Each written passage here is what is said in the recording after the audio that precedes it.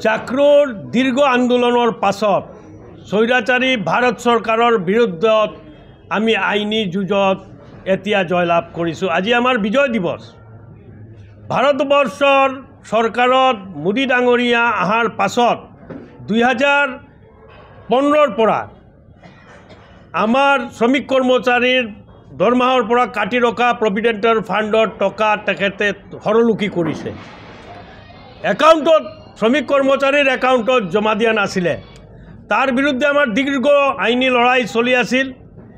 এই আইনী লৰাই মাজৰে দিল্লী উচ্চ আদালতে আমাক এটা সকাহ দিছিলে, অলপ প্ৰভিডেণ্ট ফাণ্ড ৰিলিজ কৰাৰ কথা কৈছিলে, কিন্তু যে টকাখিনি জমা কৰা নাই সেইটোৰ ওপৰত বিচাৰ এতিয়াও পেণ্ডিং আছিলে।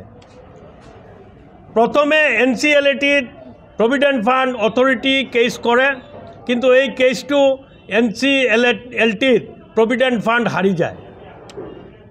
যেতিয়া NCLATত প্ৰভিডেণ্ট ফাণ্ড হাৰিছে তেতিয়া আমি এই কেছটোত NCLAT প্ৰিন্সিপাল বেঞ্চ নিউ দিল্লীত ইমপ্লিট কৰোঁ এবং এই কেছৰ এপিলত আমিও যোগদান কৰোঁ। আজি আমি ক'বলৈ গৰ্ববোধ কৰি আছোঁ যে ভাৰতবৰ্ষৰ চৰকাৰৰ অত্যাচাৰ, দুৰ্নীতি, শোষণ, শ্ৰমিক কৰ্মচাৰীৰ কাটি ৰখা ধন জমা দিয়াৰ বিৰুদ্ধে নেশ্যনেল কোম্পানী ল এপিলেট ট্ৰাইব্যুনেল দিল্লী বেঞ্চে শ্ৰমিক কৰ্মচাৰীৰ পক্ষত ৰায় দি এটা যুগান্তকাৰী আদেশ জাৰি কৰিছে। এই আদেশটো গোটেই ভাৰতবৰ্ষৰ শ্ৰমিক কৰ্মচাৰীৰ কাৰণে প্ৰযোজ্য হ'ব। এই আদেশত কোৱা হৈছে যে শ্ৰমিক কৰ্মচাৰীৰ কাটি ৰখা যিমানখিনি টকা আছে এই টকা সুদ সমেত অহা 21 দিনৰ ভিতৰত মিটাই দিব লাগিব। এতিয়া আমি যোৱা 7 তাৰিখ আমি ভাৰত চৰকাৰ, প্ৰভিডেণ্ট ফাণ্ড কমিশ্যনাৰ আৰু যিমানখিনি মন্ত্ৰালয় আছে এই অৰ্ডাৰৰ কপি লগাই আমি আমাৰ অৰ্ডাৰৰ কপি ছাৰ্ভ কৰি দিছোঁ। আমি এতিয়া বিশ্বাস কৰোঁ মোদী ডাঙৰীয়াৰ শাসনকালত আৰু অত্যাচাৰ নহ'ব।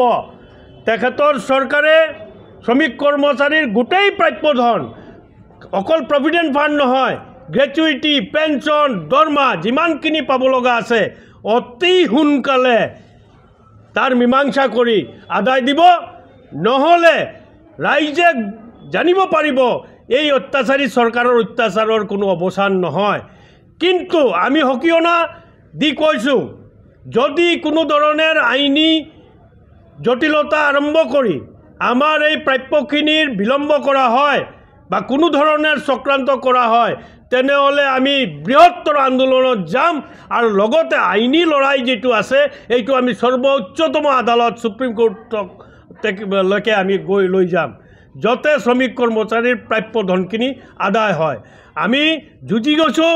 জাকৰো অনেষ্টলি, চিনচিয়াৰলি, ডেডিকেটলি, কনচিষ্টেণ্টলি লৰাই কৰি গৈ আছে।